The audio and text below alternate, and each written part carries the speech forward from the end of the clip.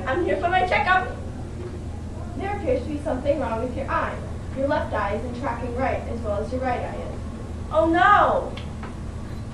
When she and Andrew first started learning about the eye, we focused on the area from the cornea to the retina, which is what most people think about. We looked it up on the web and found lots of great diagrams and images. Then we learned that there was a lot more involved in making our eyes work. Each eye has 6 extraocular muscles as well as optic nerves and brain pathways that control where we look. We built a model to show this with ball and string. We did some tests that show you have twin syndrome. Oh no! What's that? We spoke to Dr. Alan Scott, senior scientist at the Smith Kettle Eye Research Institute.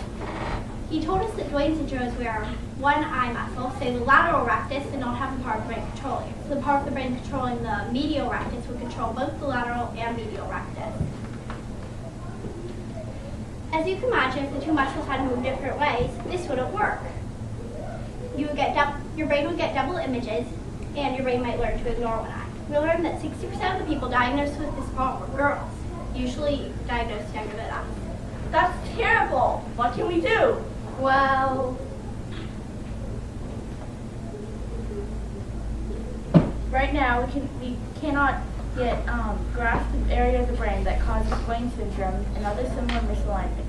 We can only shift around healthy eye muscles to help prevent the worst misalignments.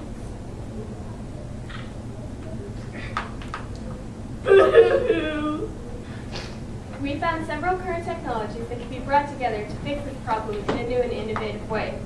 We researched eye tracking using implanted coils, infrared, and other image-based systems. Image-based systems like 3D VOG, where a camera records eye movements like in these diagnostic glasses, have now become incredibly accurate. we found 2 groups in the US and one in Australia that are developing bionic eye technology. Though they're working on people who have gone blind due to degeneration of part of their retina, this would still help for people with extraocular muscle problems. We'd use their technology with cameras and glasses, except for we'd point the cameras in towards the eyes. We'd have a microprocessor in the pocket, and as technology gets even smaller, we put it into the glasses.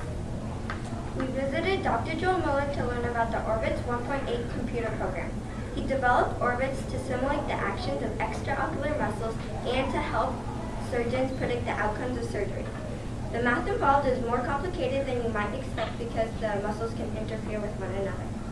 Also, when your right eye looks right, it is turning away from your nose. But for your left eye to track the same movement, it has to turn towards your nose, which requires different muscle movements.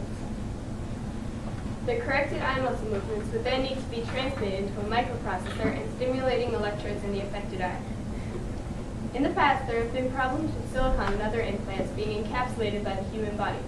However, work with platinum-coated wires and ceramics developed by NASA suggests that the implants needed for our new technique will be available within the next 2 to 10 years.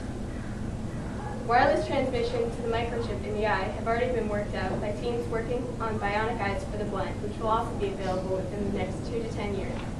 We spoke to Dr. Scott Miller and they agreed that this could work. We also presented to a group working on eyes and so that they could consider using our new ideas with their technology. We also presented to 2 middle schools, including you, because in 10 to 15 years, you will be the doctors and engineers working in this new field.